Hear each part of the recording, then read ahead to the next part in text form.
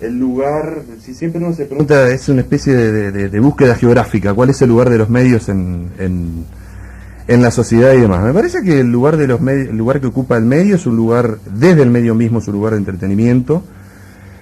El entretenimiento se abastece de múltiples cuestiones y siempre hay que tener en cuenta que es una estructura empresarial que tiene muchísimo poder y que es muy importante en todo el mundo, cada vez más. Tiene, desde su lugar de entretenimiento, tiene lugares o acceso a potencialidades mucho mayores que tienen que ver con cuestiones de la política, cuestiones de índole social, económico y demás. Pero siempre teniendo en cuenta que todo está bajo la égida del entretenimiento, digamos. Sí. Yo me refería a ese concepto que por ahí algunos sociólogos y no pocos periodistas dicen que es más importante en este momento el medio que el que produce el hecho. Decía alguien hace un tiempo, que en épocas de Jesucristo, si estuvieran estas circunstancias, el importante hubiera sido Pablo y no Jesús. Bueno, justo, eso es cierto, eso es así. Lo que te referís al medio es cierto, digamos, es más importante el dador del acontecimiento que el acontecimiento mismo, porque eso tiene que ver también con que un determinado acontecimiento es contado de una determinada manera de acuerdo al posicionamiento, llamémosle, sociopolítico que tiene el medio. No tanto el periodista, porque el periodista es un soldado, ¿no es cierto? Es un empleado. El periodismo, yo entiendo que el periodismo independiente no existe, no creo que haya existido nunca. Tal vez existió, sí, cierta autonomía de determinados periodistas respecto del medio a través del cual ellos hacían acceder lo que tenían para decir.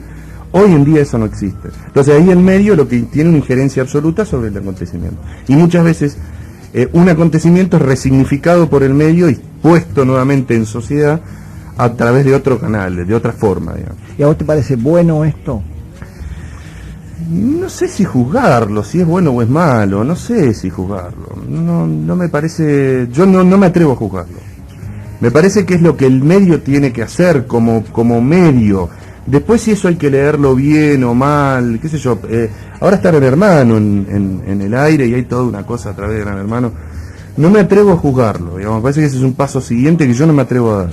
No estoy capacitado. Si yo te nombrara algunos periodistas que fueron a mi criterio independiente, ¿qué opinarías? Por ejemplo, Rodolfo Wolf, Osvaldo Ardizone, estoy pensando en Pepe Peña o en aquel otro extraordinario periodista deportivo que no se vendió nunca y se me escapó en este momento. Bueno, ¿qué me decís? Y me gustaría hablar más de Walsh, que es el tipo, yo con Walsh tengo no con Walsh, sino con la obra de Walsh, una relación muy buena. A mí me parece que ha sido uno de los tipos más valientes que ha tenido, no solamente el medio, sino la Argentina. Lo que pasa es que hay que tener en cuenta que Walsh era un actor político antes que ser un periodista. Tal vez haya sido independiente de las presiones que tenían que ver en ese momento con las corporaciones o con el gobierno que finalmente lo mató en el 77, producto de un gesto de valentía que yo no recuerdo otro. La carta a las juntas me parece un gesto de absoluta valentía, tal vez de autonomía respecto de las juntas y respecto él en ese momento no estaba trabajando en un medio, hacía publicaciones clandestinas. Eso hoy en día no existe. Fíjate que hace unos años, ya no hablando de cosas tan gravitantes como la obra de Rodolfo Wolf, pero que hacen a la cuestión de todos los días, hace unos años atrás existía Hugo Guerrero Martínez. Y Hugo Guerrero Martínez se permitió en su momento, pasando por encima los intereses de la publicidad, poner Herencia para un hijo gaucho que dura 26 minutos. Y después repetirlo nuevamente. ¿no? Así que usó 50 minutos de radio porque a él le gustaba. ¿Era una pose aquello o Guerrero era un independiente? ¿Qué sé yo? ¿Qué decirte? No creo que haya sido independiente. Ninguna persona que trabaja en un medio es independiente del medio. Por H o por B, digamos, vos fijate, vamos por un ejemplo actual que puede ser un noticiero. Supongamos que un periodista es una persona que tiene profundas convicciones políticas, sociales y demás. Ahora, la noticia que él cuenta, la cuenta a través de la edición que hace el noticiero. Digamos, del color que le da la edición. En el caso de Guerrero, digamos, por ahí capaz que él no tenía edición, él hacía lo que se le cantaba y bueno, podía hacer eso, pero trabajaba en un medio y había que ver si podía decir del dueño del medio que era un ladrón o algo así. Por ahí capaz que no lo pensaba, claramente, pero por ahí capaz que no lo pensaba justamente porque trabajaba con él. Estamos hablando con Santiago Torri, un hombre de 26 años, recibido de licenciado en Ciencias de la Comunicación, y está hablando de los medios de la publicidad. Por supuesto, en tus estudios has tenido accesos a distintos manuales de uso de los medios. Sí, nunca le di mucha importancia en realidad, porque no era lo que más me interesaba. Vamos a explicar qué es. Tuve oportunidad de leer uno que me pareció espectacularmente esclarecedor, manual de uso del diario El País de España, Sí.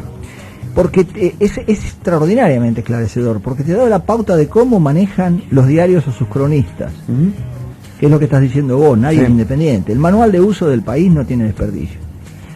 Y a eso quería referirme, a ver qué manual de uso habías leído. Yo conocí alguna vez, cierto, lo que pasa es que no era un manual de uso, había como una especie de reglamento dentro de Clarín, pero yo lo leí realmente no tengo mucho conocimiento de los manuales de uso, sé de su existencia, de su importancia y de su finalidad. El Wolf no tenía manual de uso, hay que decirlo, no lo hubiese aceptado. El de Clarín es mucho más, no es tan prescriptivo, sino más bien tiene que ver con ciertas referencias estéticas respecto de la tapa o de el posicionamiento de la fotografía respecto del anclaje, que es lo que va debajo, o de la estructura de la nota que se escribe. No es tan prescriptivo en otros términos, sino más bien estético, que no deja de ser una prescripción. Me parece que en medios gráficos es uno de los filtros a través de los cuales se establece cierta ligazón respecto de aquello que la editorial quiere sostener. Hay otros medios. Bien, trabajando en una empresa de seguros, ¿dónde queda el periodista? En ningún lado. ¿Qué haces para En ningún lado. despuntar el vicio? El vicio, lo que pasa que yo el vicio de periodista, digamos, nunca lo tuve. Si hago tonterías como por ejemplo si estoy aburrido en mi casa, escribo cosas. Últimamente he escrito muchas cosas, pero son muy personales, no me atrevería a mostrárselas a nadie. Escribo cosas, pero escribo más bien ficción, más cosas ligadas a eso, o algunas cosas que tienen que ver con algún análisis sobre... Lo último que escribí fue sobre un escritor que ha surgido ahora, un escritor argentino, que recomiendo, que se llama Washington Cucurto, que es un grande total, es un tipo que es una especie de art actual, que escribe en referencia a... él siempre es el personaje narrador y es el protagonista, y es un tipo que escribe sobre las orillas de la ciudad de Buenos Aires, básicamente Constitución. Entonces ahí aparecen los travestis, los dealers, la cumbia, los inmigrantes paraguayos, dominicanos, y él tiene varias cosas. Tiene un texto que se llama Cosa de Negros, que para mí es lo mejor que escribió. Después tiene uno que se llama La máquina de hacer paraguayitos, que es un poco escatológico, pero que está bueno leer escatología, no está mal. Y tiene un par de textos más también. ¿Escatología en cuanto a qué? ¿Al destino? Al lenguaje. Es un lenguaje bastante escatológico, bastante sordio. Y él tiene algo que es muy interesante. Él fundó algo que se llama Eloísa Cartonera. Eloísa Cartonera es una especie de editorial que se dedica a darle trabajo a cartoneros, y el trabajo consiste en dos cosas. No solamente juntar cartones y pagarles por ello, sino construir libros a partir de haciendo tapas de cartón, y con textos que los escritores han cedido y que son fotocopiados, y que el escritor mismo permite que sea fotocopiado. ¿Cómo se llama la editorial? Eloísa Cartonera. Vos sabés que de esto tenía noticia, de esto, de la editorial. Tiene una página web, es interesante visitarlo. Uno hace tantas tonterías en internet, yo hago tantas tonterías, o todos perdemos tanto tiempo. 10 minutos de Eloísa Cartonera es bueno. Así se llama, Eloísa Cartonera. Decime, Washington Cucurto no será uruguayo, ¿no? No. En realidad Washington Cucurto es un personaje, se llama, creo, Santiago Vega, si mal no me equivoco. Es nacido en Quilmes, y él en ningún momento habla en tanto Santiago, sino que habla en tanto Washington. Sus textos están publicados a nombre de Washington Cucurto. Y a mí me parece que ahí hay algo muy interesante respecto al lenguaje literario argentino. Hay un último... la emergencia de un nuevo lenguaje en la literatura. Antes de este Cucurto, ¿quién te llamó la atención? De la literatura argentina, Mira, yo justamente en ese texto pensaba cuáles eran aquellos textos o escritores que de alguna manera habían establecido una forma de narrar. Entonces yo he hecho una especie de cronología muy vulgar, muy absurda, que para mí nacía con la gauchesca, sobre todo con Martín Fierro, con la posibilidad de que de un personaje popular utilizar un medio no popular asumiendo su propia voz. Digo, la gauchesca claramente habla un gaucho por primera vez. Después Lugones es un personaje que tuvo una participación muy importante desde su lenguaje en la época del centenario respecto de aquello, digamos, sobre cómo debía hablar un argentino frente al embate del rumor italiano Cocoliche, digamos. Borges es otro, digamos, me parece que la escritura borgiana es el fantasma de la literatura argentina, digamos. Es muy difícil de sortear, vos lees escritores actuales como puede ser Brizuela, como puede ser De Santis, como puede ser, bueno, Sarlo misma, y tantos otros actuales, y el fantasma de Borges está sobrevolando, digamos. Todos quieren ser Borges y es al pedo porque Borges hubo uno solo y está bueno. Él lo decía, digamos, yo tengo unas entrevistas de Borges que él dio en España y él le preguntaban acerca de su importancia en la literatura. Él decía, bueno, yo puedo haber tenido una importancia o no, él no la asumía o no la asumía públicamente, pero él decía, lo bueno de la literatura es que uno sea uno y que escriba en última instancia para superar al anterior, digamos. Eso no ocurre con Borges. Cortázar es un excelente narrador, a mí me gusta mucho. No me parece que haya generado un gran, ¿cómo decirlo? No me parece que sea un gran inventor en términos literarios, pero me parece que es uno de los mejores narradores. Yo a Cortázar, una vez te lo conté, me lo imagino siempre al costado de una habitación, medio apartado en una habitación, contando aquello que ve y alucinando aquello que ve, porque Cortázar era un gran alucinador, no era un escritor realista. Digo, Rayuela no es una escritura realista, ni mucho menos. ¿Vos no incorporarías dentro de esto que podríamos decir tus íconos literarios, sí, a Dolina? No, porque antes Dolina se abastece claramente de 3 escritores. 2 los asume y 1 lo niega. Él asume a Borges y a Marechal y niega a Arte. Y sin embargo es muy hablado. Es muy arteano. Sí. Bueno, ahí tenés a Rodolfo Arlo, a Roberto Arlo, es extraordinario. Las Aguafuertes. Sí, no, pero no solamente eso, digamos, Los 7 Locos es una novela extraordinaria. Hay un desconocimiento sobre El Juguete Rabioso y Los Lanzallamas. Bueno, Los Lanzallamas es la continuación de Los 7 Locos. Pero El Juguete Rabioso no sé si no es superior a Los 7 Locos. Guarda, Es posible. Lo que tiene Los 7 Locos, que a mí me parece muy interesante, es que Art encontró en sus derivas, después si querés hablamos de lo que son las derivas, porque es algo, derivas rápidamente habían en los 60 una serie de filósofos digamos, que estaban ligados a Foucault, que eran filósofos urbanistas, y ellos hacían algo que tenía que ver con derivas, es decir, encarar una ciudad y no terminar de recorrerla cuando o la ciudad se termine o cuando uno se canse, digamos, sin rumbo fijo. Art hacía derivas, sobre todo por sus zonas, ¿no? Por prostíbulos, etcétera. Lo interesante de Arte es que en esas derivas recogió algunos personajes que son extraordinarios. Ordozain es uno de ellos. Y la deconstrucción también, ¿eh? Exactamente. Sí. Bueno, ahora vos como periodista, dejemos esto del... Y dale con periodista. Con el periodismo. Vos como periodista, supongo que cada vez que venís a la Prida echarás un vistazo de periodista. No, es un vistazo de ciudadano, de haber nacido acá. Yo reniego muchísimo con la Prida, pero no puedo negar mi filiación. No es una lectura, yo de la Prida no puedo hacer puedo hacer una lectura, digamos, con pretensión de análisis, pero es muy torpe. Pero sí, que aquello que ocurre en la Prida me está muy cerca de mí todo el tiempo, no solamente cuando vengo, sino por lo que se me comenta. Bien. Hay cosas para decir, Hay cosas para decir. ¿Y qué hacemos? ¿Y las decimos? No sé.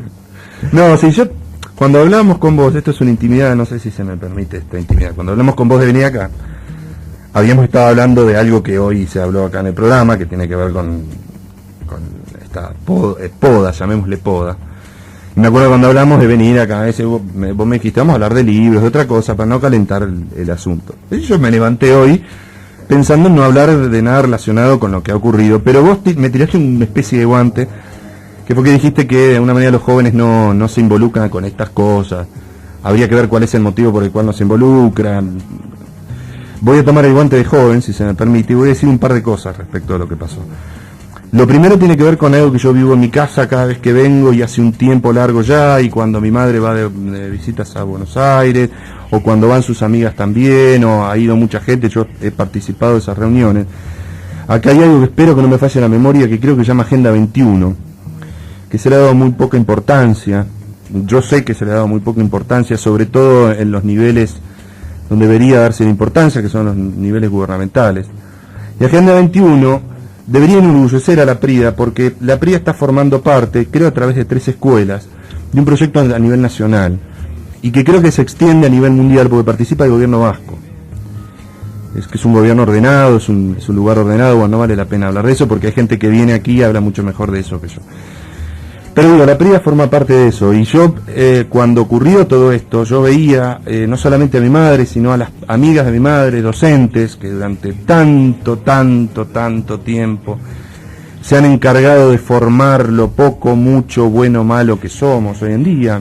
Mi madre es maestra hace 500.000 años, no tanto yo, pero será hace 30 años, tal vez más. Y escuchaba hablar de lo que habían hecho, ¿no? Que ahí va la segunda parte de lo que yo quería decir. Y yo escuchaba que Agenda 21, una escuela de ellas, que creo que es la escuela 1, se encarga durante todo el año, se encargó de regar y cuidar unas plantas, que yo no sé si no tienen que ver con esas plantas que se han podado. Me parece que nadie le dio pelota a eso, que nadie le da importancia. Me parece que acá se le da importancia a lo no importante. Me parece que a nivel gobierno, creo claramente el gobierno actual y la oposición se han encargado durante un tiempo ya bastante prolongado de lo que yo vengo escuchando y vengo viendo, de darle importancia a cosas que no la tienen.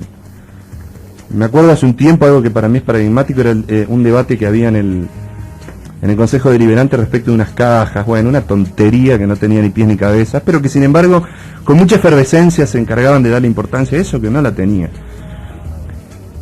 No le dieron importancia a Agenda 21, espero que le den importancia ahora, digamos, me parece que es algo importante y que eso continúa. Digo, esa es una de las cosas que quería decir. No abrir el espectro y la mirada. Y lo otro tiene que ver ya con una cuestión absolutamente personal y que tiene que ver con el absurdo de esta cuestión de talar, de asesinar. ¿Cuántos kilómetros son? Son 3,5 desde el Cristo hasta acá. ¿Y cuántos hasta el cementerio? ¿Vos sabés? Son 2.000 árboles. 2.000 árboles. Bueno, asesinaron 2.000 árboles. Yo escuché los argumentos que dio un secretario de gobierno, creo que es Daddy López. Me parece que no hacía falta decir eso, no hacía falta, no. Era como defender lo indefendible, digamos. Hay que llamarse a silencio, de aquí a octubre, llamarse a silencio, no mostrarse tanto, ya dejar de hacer tonterías y predisponer la cuestión para que haya una buena elección y entregar el gobierno a otro. Está hablando, en los últimos párrafos está hablando el radical. Sí, es posible, porque también, ¿sabes qué, José? Me duele como radical, porque yo este gobierno lo voté, y lo voté con mucha convicción. ¿No viste lo que dice? Claro, Santiago Torres dice, no es momento, habría que haber tirado la pelota afuera. Está bien. Yo lo voté en serio, con mucha convicción, por ahí capaz que yo sé que esta gente acusa recibo de las cosas que uno dice. Yo voté a este gobierno. Lo voté las 2 veces y siempre, desde que tengo actividad cívica, voté con convicción al radicalismo. Y yo voté a este gobierno, entonces tengo el derecho de sentirme defraudado. Permítaseme el derecho de sentirme defraudado. Aunque no lo hayas votado, tenés el derecho también. Aunque no lo hayas votado. No, está bien, pero digo para que no quede entre bambalinas, digamos. Tengo el derecho de sentirme mal. Y me gustaron mucho las palabras de una señora que se llama Elsa. Sí. Yo estoy con esa señora. Estoy muy de acuerdo con lo que dice. ¿Te sentís así? Sí. Bueno, a ver, ¿qué hay arriba de tu mesa de luz? ¿Qué libro hay?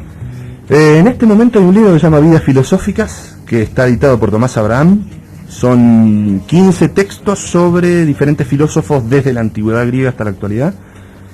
y refiere a una modalidad nueva de análisis que no tiene que ver tanto con la obra o con la vida, sino con un entrecruzamiento entre aquello que el filósofo hizo en tanto obra y el impacto que o la vida o la obra tuvieran sobre el otro. Tenés sobre Hegel, sobre Sócrates, Platón, sobre Foucault, sobre Maquiavelo, que es un texto interesantísimo que está bueno leerlo, digo, por Sí. lo que estamos hablando recién está bueno leerlo. ¿Lees narración? Mucha, Ficción. mucha. Ajá. Mucha. Leí mucho este año. Ah, Mucha. ¿sí? Me dediqué a leer, ¿sabes que empecé a leer clásicos que no había leído? Ujú. Una tarde, un domingo, me acuerdo que agarré Un Mundo Feliz de Huxley y dije, bueno, a partir de esto voy a leer 8, 9, 10 obras que tenía ahí, que nunca las había leído, que las había comprado, que las tenía mi hermano, que las quería leer, porque digo, uno lee tantas cosas que no haber leído clásicos. Entonces leí Un Mundo Feliz, leí Viaje al fin de la noche de Céline. Decime, cuando un libro te aburre, ¿lo dejás? Por supuesto. ¿Cuántas páginas le das de opción? No, hay libros que me pueden aburrir a la segunda página, o hay libros que me engañan y me llevan casi hasta el final. No le doy, es de acuerdo a la situación o la relación que yo establezca con el libro. Y después, años después, volver. Lo agarro. He leído libros que he comprado hace 5 o 6 años. ¿Y te ha pasado el fenómeno de haber leído un libro y no haberte quedado bien el libro y después leerlo 5 años más tarde y entenderlo al pelo? Sí. Qué bárbaro, ¿eh? Sí, y incluso yo diría 3 libros que lo leo una vez por año. Hay 3 libros que yo leo una vez por año. ¿Qué libros son? A ver. ¿Qué son? Voy a empezar por de menor importancia a mayor importancia. Mitologías de Roland Barthes, Vigilar y castigar de Michel Foucault y siempre en esto, pero me parece que más allá de la decisión, que seguramente algunos estarán a favor, otros en contra con este tema de la poda, a mí me parece que hay algo fundamental, que es el tema de que hay cosas que realmente tenemos que pensar que se tienen que consultar. O sea, cuando nosotros delegamos con nuestro voto una decisión, me parece que delegamos hasta un cierto punto, digamos, no es absoluto. Me parece que hay que generar otro tipo de democracia en estas cosas, que nos puede servir como ejemplo y como práctica de realmente consultar a la gente, hacer una asamblea. No hay que tenerle miedo, esto no es populismo o planteos de izquierda, digamos. El tema es que hay cosas que nos competen a todos, que podemos tener diferentes visiones, y que me parece que también al gobierno que esté de turno le puede ser muy útil por el hecho de que la misma comunidad toma la decisión. Más allá de no solamente el Ejecutivo, sino también integrar el deliberativo, pero también integrar a lo que estamos en forma pasiva estos años, con algo que le otorgamos un voto, y que me parece que es un ejercicio muy muy interesante utilizar estas cosas para que la gente opine, ¿no? Por Me parece supuesto, que es sí, algo sí. constructivo para todos. Y ahí quizá podemos ver de que haya un porcentaje, y capaz que estemos al 50 y al 50, más allá de eso, pero me parece que hay un crecimiento de diálogo, de debate, de decisiones, de planes estratégicos para nuestra ciudad, de cómo llevar adelante las cosas, ¿no? Bueno, Esa mirá, opinión, ¿no? yo creo que tu opinión es válida y además lo que es muy válido, y yo me adapto, es el tono con que me estás hablando, cosa que, como ves, yo te hablo en el mismo tono. La prepoteada, esa prepoteada que viene de la época remota, pasó a la historia, ¿viste? Ya no. Entonces uno se vuelve loco cuando lo prepotean, pero gracias por llamar en este tono y con tanta calidad, ¿eh? No, seguro. Igualmente, digamos, uno no puede dejar de pensar, por supuesto, o sea, cuando uno está participando socialmente en organizaciones, tener en cuenta lo ecológico, lo visual, lo paisajístico. A mí me atrapó la Prida hace 15 años, y sin duda que más a todos los que son oriundos de la Prida, ¿no? Entonces, hay patrimonios que no es de nadie, y ni tampoco nuestros, por el hecho de estar viviendo en un momento histórico. Es justamente de todos los que pasaron, hicieron eso, y todos los que vendrán y querrán ver lo que nosotros planificamos, ¿no? Alguien dijo alguna vez que nosotros recibimos el medio ambiente de nuestros padres y lo tomamos prestado para devolvérselo a nuestros hijos, ¿no? Sin duda, yo creo que estamos, o sea, a veces cuando pienso, ¿no? Y nos pasa a todos, nos sentimos como ombligo del tiempo, en donde decir, bueno, ahora existimos nosotros, y lo más importante es lo que decidimos nosotros. Pero en realidad hay muchos que decidieron cosas por nosotros, y otros están esperando, como vos decís, ¿no? Que le dejemos un futuro. Bueno, ese futuro, sin duda que hay que debatir, ¿no? El tema de lo arriesgado que es, si pudiera entrar una ambulancia y no pudiera ingresar por las ramas caídas, o debatir el tema de lo paisajístico y abrirlo no solamente a este punto. Pero mira la cantidad de cosas que se pueden hacer, rutas alternativas, podar árboles que están en peligro de caerse y no todo el árbol, hay mil cosas para hacer, para ante el más mínimo viento, desviar la ruta y hacer los ingresos por donde entran los camiones. Pero lo que hay que estar es alerta. Vos, suponete que un árbol lo cortás todo, lo tronchás todo, entonces un problema menos. Ya no nos acordamos más de los árboles, total no existen. Bueno, de cualquier manera es opinable, es opinable. No, Che, sin duda, pero digo, cabe una reflexión, ¿no? Porque me parece que es un antes y un después en estas cosas, ¿no? Y yo creo que el inicio del 2007 en la historia de la Peridense va a quedar esto, porque sin duda que es algo muy significativo. Pero a mí me parece que habría que mirar muchas cosas a futuro para que podamos decidir, ¿no? Como en algún momento decidíamos barrialmente, decidir con el tema de los foros, debatir, participar, y me parece que eso ayuda a construir a la ciudadanía, ¿no? El ciudadano es un ente activo, no es solamente que se activa por el hecho de que cuando vienen las elecciones. Necesita participar en 4 años para que después también tome una decisión cuando llegue el momento de las urnas, ¿no? Y me parece que hay que tener esta reflexión, y en donde estemos, ¿no? Porque, digamos, nos conocemos y trabajamos en organizaciones sociales, el hecho del debate, la participación, me parece que es fundamental. Hay que construir en bueno, ese aspecto, ¿no? Gracias, Vale, un abrazo. Un abrazo a vos y felicitaciones por el programa. Y no lo retes mucho a Pablo, pobre, ahí. Sí. ¿Sabés qué pasa? La adrenalina, yo te explico y le explico a la audiencia, yo puedo aceptar cualquier opinión, todas las acepto y todo, porque realmente no sé mucho, entonces cualquier cosa que escuche, que se me proponga, lo recibo con beneplácito y lo escucho, pero lo que no acepto ni voy a aceptar nunca es que se me pongan límites. Que se me pongan límites con argumentos baladíes de que hay que hacerse cargo. ¿Y quién no se hace cargo? Acá estoy yo, me hago cargo de lo que digo. Esos argumentos no. Y que me pongan límites. ¿De dónde? ¿De qué límites? ¿Desde dónde me van a poner límites? Desde una medida judicial. Vengan con un abogado y suspéndanme el programa, que venga la policía. Pero desde la cocina me van a poner límites.